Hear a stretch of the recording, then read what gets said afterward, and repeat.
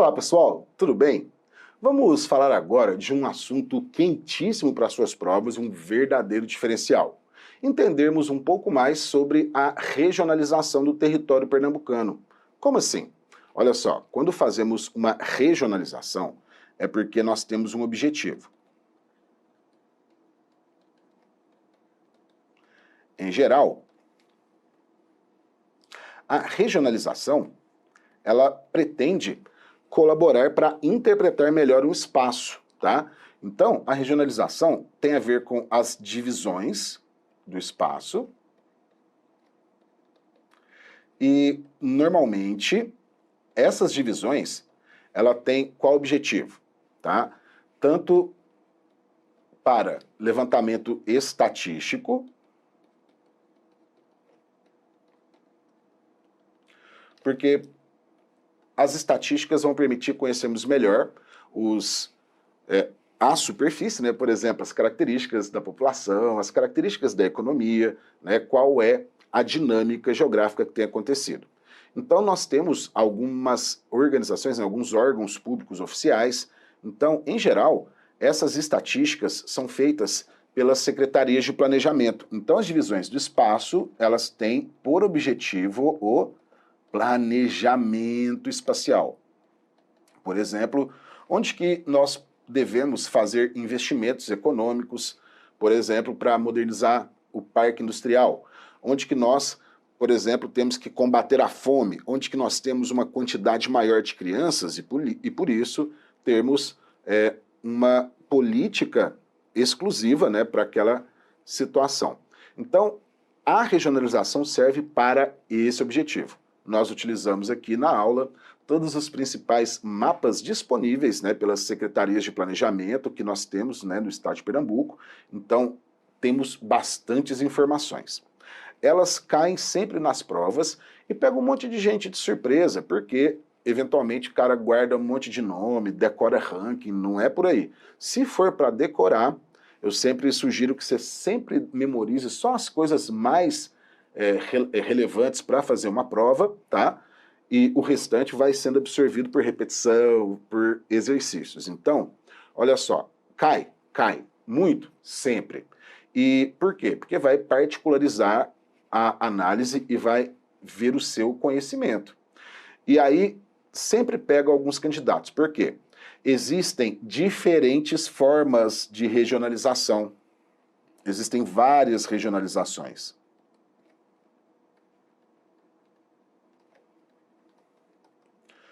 Então, nós vamos utilizar aqui as duas que são cobradas nos concursos, que são as mesorregiões administrativas e as regiões de desenvolvimento. Elas são parecidas, tá? Ao longo da explicação vocês vão ver que tem uma lógica, tá? E existem outras regionalizações ainda. Você pode ouvir falar nas micro-regiões, você encontra algumas referências sobre as micro-regiões pernambucanas. Não costuma cair, porque as micro-regiões são baseadas nas mesorregiões, e aí você pega cada mesorregiões e divide em várias pequenas partes. Aí fica tão particularizado, sabe, tão detalhado, que aí já sai da necessidade de abordagem de um concurso público, não teria tanta capacidade, qualidade na seleção, porque aí seria mais memorização. Enquanto nós analisamos essas duas formas de regionalizar, podemos perceber os seus conhecimentos, né? Se você tem noção do que é regionalização, se você tem noção que existem diferentes formas de regionalizar, e se você conhece, pelo menos, as principais regiões. Ah, tem que decorar tudo? Não. É bom que você decore? É. Se você decorar, vai ajudar. Então, o que eu sugiro? Que estude as mesorregiões e as regiões de desenvolvimento insistentemente. E comece a utilizar esses conceitos conforme você estiver estudando, tá? Então, vamos lá. Essas regionalizações, vamos utilizar quais principais? Mesorregiões e regiões de desenvolvimento. Qual que é a divisão mais básica que nós temos? São as de macro-regiões. As macro-regiões nordestinas estão presentes nos estados também. Quais são as 3 macro-regiões? A região da Zona da Mata, que é a mais rica, é a mais populosa, é a mais povoada, é a mais urbanizada, é a mais industrializada, é onde também temos a maior parte dos problemas tipicamente urbanos, como, por exemplo, a escassez hídrica. Como assim? Escassez hídrica não é só no sertão? Não! É porque o tema escassez hídrica está ligado a planejamento urbano. Então não é a falta d'água somente, eventualmente nem é a falta d'água. A mata que chove bastante tem escassez hídrica. Por quê? Problemas ligados a planejamento. Então, guardou aí a mata, né, nossa região de colonização inicial, e depois temos o agreste. O agreste, ele é uma zona de transição. A zona de transição entre a Mata Atlântica, a zona da mata, e o sertão, que é a maior região, né, nordestina, a maior paisagem nordestina.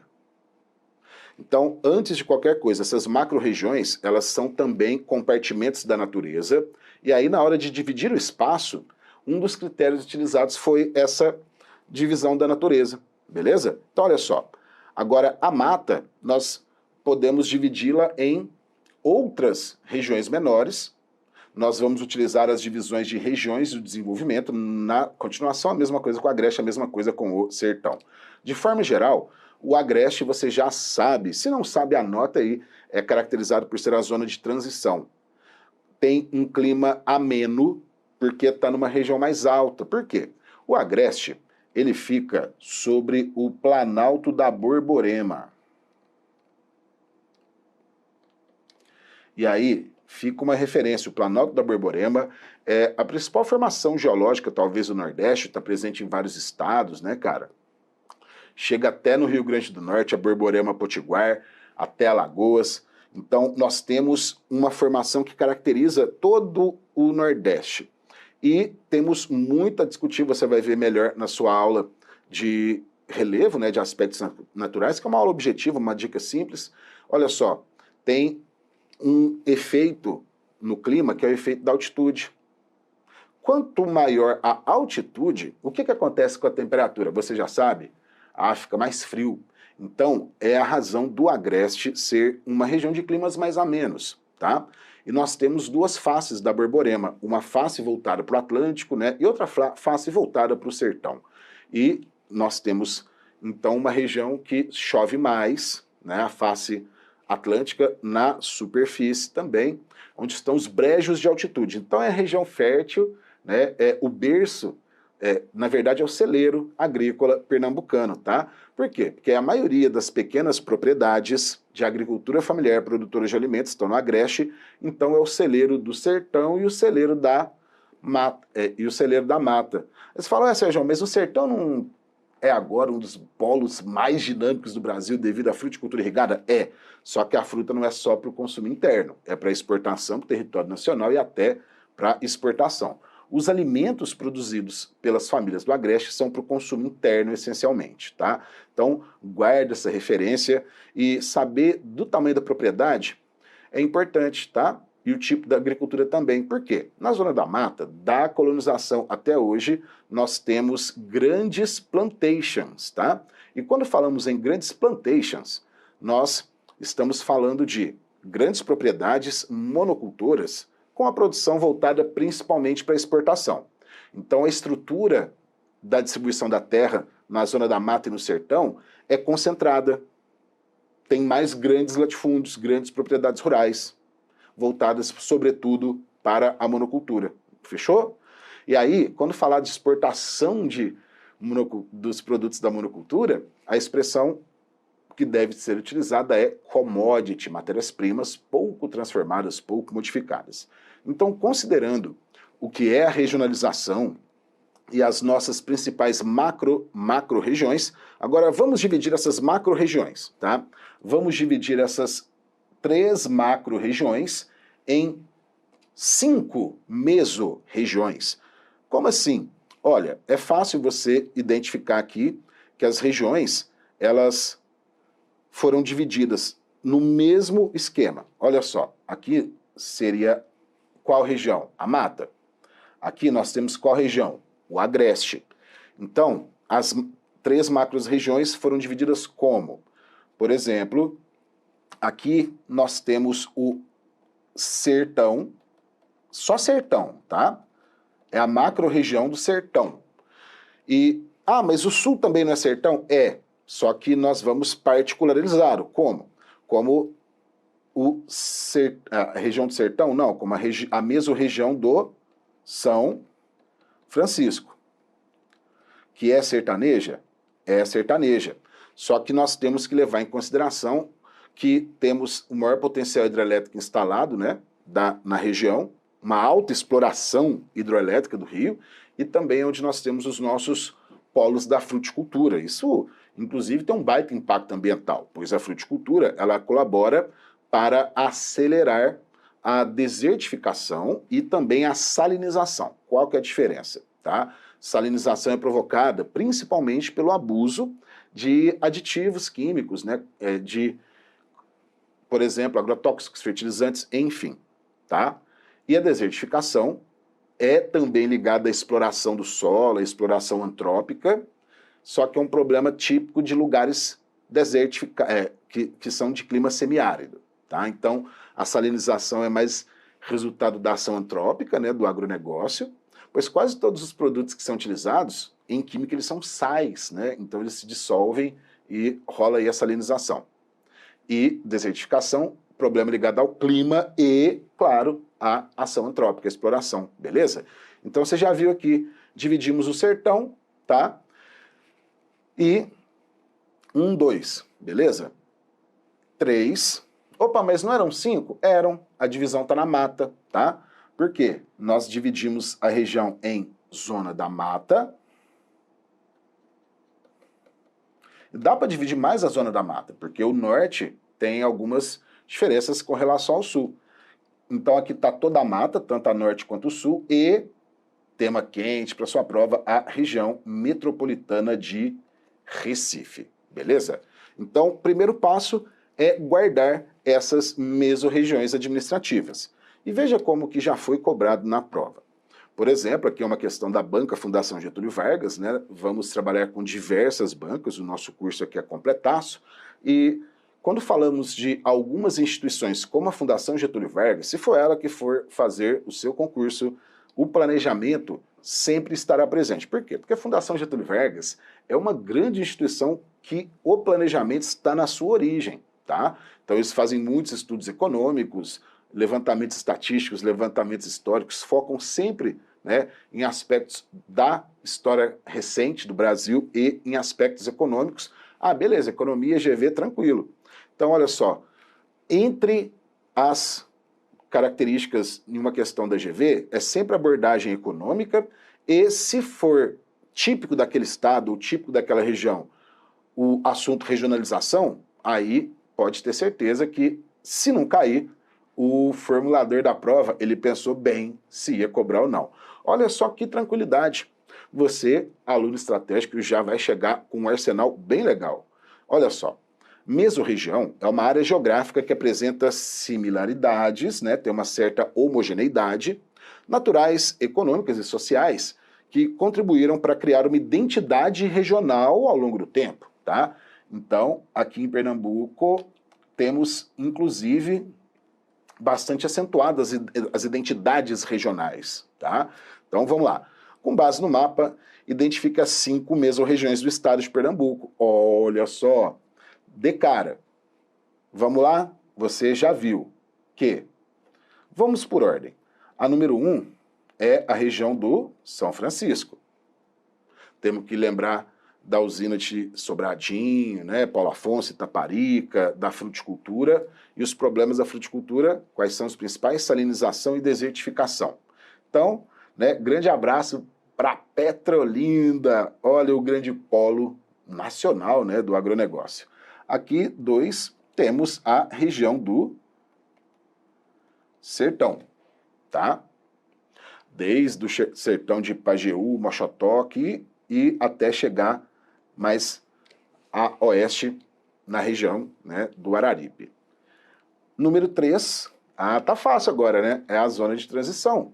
é a zona de transição, e aqui é o agreste. Tudo a mata, né? Só que a mata ela é dividido entre a mata e a região metropolitana de Recife. Fácil, né? Então, com base nos mapas, vamos identificar. Região metropolitana de Recife é número 5, a região do São Francisco é número 1, a região do Sertão é número 2, a zona da mata é número 4 e o agreste é número 3. Então, olha só, 512,43.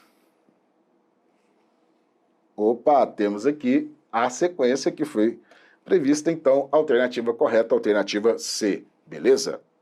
Agora, vamos dar mais um passo na nossa regionalização. Por exemplo, lembre-se que nós tínhamos as macro-regiões, dividimos em meso. Agora, vamos dividir as mesorregiões em partes menores, que vamos chamar, e são chamadas, né, regiões de desenvolvimento. Se você tiver a dúvida, e as micro-regiões? Para o seu concurso e para a nossa preparação, não se preocupe, não é o que cai na prova, não segue os mesmos padrões. Então, olha só, nós temos 12 principais regiões de desenvolvimento. As micro-regiões, elas têm mais subdivisões, então não foque nisso, esqueça, vamos pensar nas nossas regiões de desenvolvimento. Lembrando, ó, tinha as macro, fracionamos em meso, agora vamos separar em menores regiões, fracionamentos das mesorregiões, que são essas de desenvolvimento. Agora, veja que não está tão complexo. Por que não está tão complexo? Porque agora eu quero que você faça comigo as divisões, considerando algumas características de semelhança, de homogeneidade e também, claro, né, de localização. Então, olha só, no seu material didático, eu disponibilizei, tá, esta tabelinha, que são os municípios que integram cada uma das regiões de desenvolvimento do estado de Pernambuco, né, que são muito utilizadas aí para o planejamento, para levantamentos estatísticos, e é a principal regionalização que você encontra para os projetos realizados pelo estado. Então, veja só o tanto de divisões. Vamos lá. Agora, eu quero que você tente pegar comigo a lógica, tá? Então, primeiro passo. Se você quer pegar a lógica, vamos aos poucos, né? Vamos por partes, como diria Jack. Aqui você sabe que corresponde originalmente à região da mata. Só que a mata ela é complexa, né? Como assim a mata é complexa? Por exemplo, nós temos a região metropolitana de Recife, que é o maior aglomerado populacional, o maior aglomerado urbano, é cheio de problemas ligados à urbanização acelerada, por exemplo, a verticalização de prédios, né, a poluição, degradação das orlas, proliferação de favelas, nossa, é muita área favelizada, tá? O IBGE usa o nome aglomerado subnormal para referir a favela, cortiço, loteamento ilegal, zonas de ocupação ilegal, enfim, tá? Então vou generalizar aqui, né, favelas. Então, região metropolitana de Recife, onde concentram os investimentos, onde concentram as capitais, é a região mais dinâmica e é o núcleo, né, da rede urbana e da dinâmica econômica e também da população. Só que a mata tem o norte e tem o sul, né? Usa aí como referência a região metropolitana ao norte e ao sul. São homogêneas? Não. Por exemplo, o norte é mais influenciado aí pelas atividades portuárias, pelas atividades industriais. O sul tem uma atividade turística, né, de serviços, né, enfim, muito mais desenvolvida, tá? Lembrando aí também até hoje tem muito cultivo de cana-de-açúcar, os concursos já exploraram, né, porque a zona da mata é urbanizada, industrializada? Tem produto agrícola? Tem. Qual? Cana, tá? Então, olha só, região metropolitana, Mata do Norte e Mata do Sul.